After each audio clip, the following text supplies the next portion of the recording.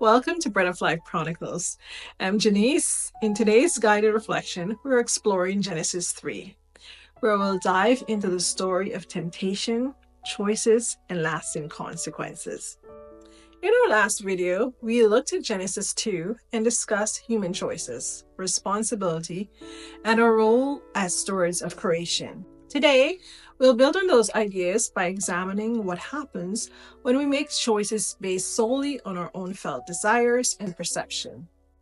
Genesis 3 invites us to reflect on moments of temptation in our own lives and the way those decisions have shaped our lives. We'll look at Adam and Eve's decision to eat the fruit from the tree of knowledge of good and evil and what that means for us today. Let's explore the chapter together. Genesis 3 tells a story of how the serpent, in not so many words, calls God a liar by contradicting what God said and tempts Eve to eat from the tree of knowledge of good and evil. So here's what the serpent said. Did God really say you should not eat of every tree of the garden? You will not surely die. God knows that in the day you eat the fruit, your eyes will be opened and you'll be like God, knowing good and evil. In other words, he was like, Eve, don't pay any attention to God. He just doesn't want you to be wise. She looks at the fruit. It looked even better than before. Now that she heard it would make her wise. Eve eats the fruit and then shares the fruit with Adam, who also is tempted and eats the fruit. Once Adam eats the fruit, the treason of mankind against God is then completed. Their eyes are opened, and they are now aware of their nakedness. If you recall, chapter 2 ends with telling us they were naked and unashamed.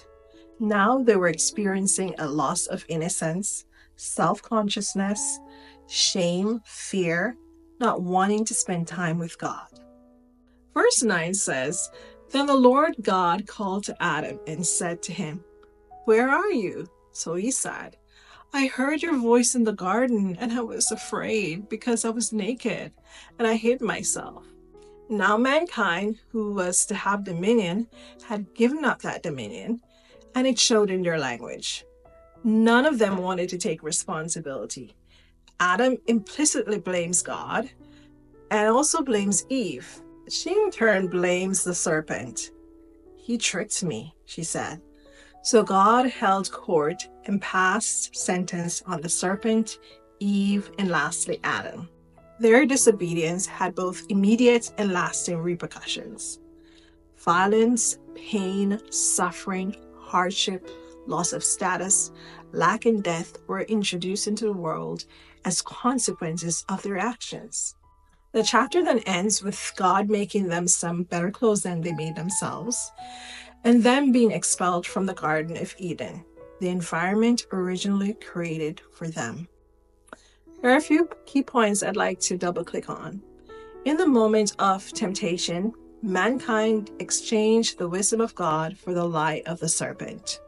They desired wisdom outside relationship with the Lord, or said another way, they desired wisdom from another source other than God. Here's the thing. They already had unlimited access to wisdom.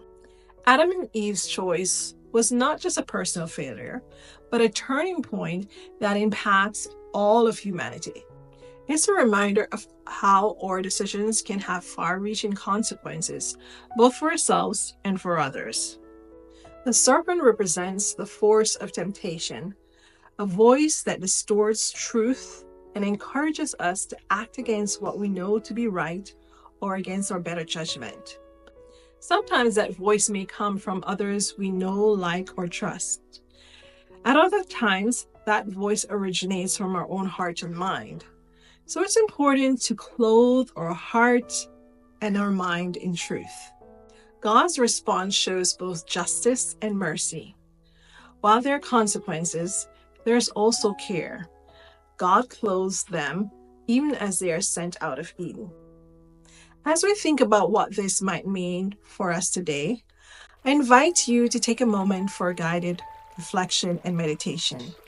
Find a comfortable spot, get comfortable, close your eyes, breathe in Breathe out, exhale. Now imagine the Garden of Eden as it was before man's fall from dominion. You look around, everything is lush, peaceful, beautiful, and full of life. Now imagine the moment of temptation. Picture yourself standing at the tree of knowledge of good and evil. Now you're looking up at the fruit. What are some feelings emerging for you in this moment? What inner voices are you hearing as you face your own difficult decision?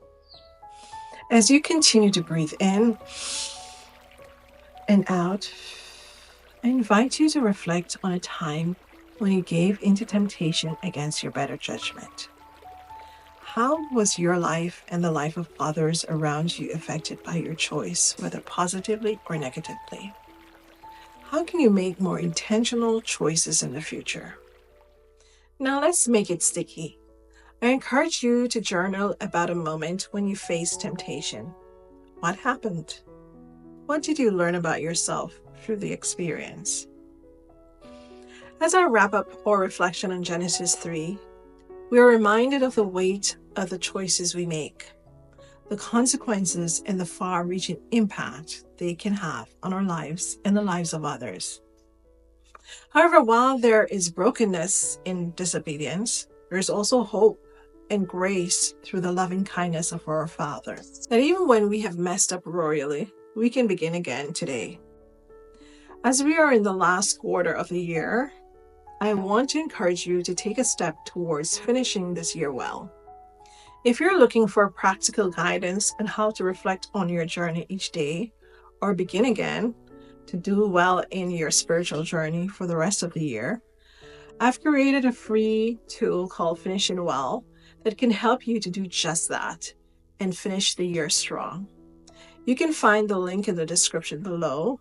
It's a simple yet effective resource. I hope you find it useful in your personal spiritual journey and growth with the Lord. As always, if this reflection spoke to you today, don't forget to like, subscribe, and share your thoughts in the comments below. Let me know if you have any questions or how you see yourself and God through this reflection on Genesis 3. I look forward to seeing you next time as we continue our journey through Genesis.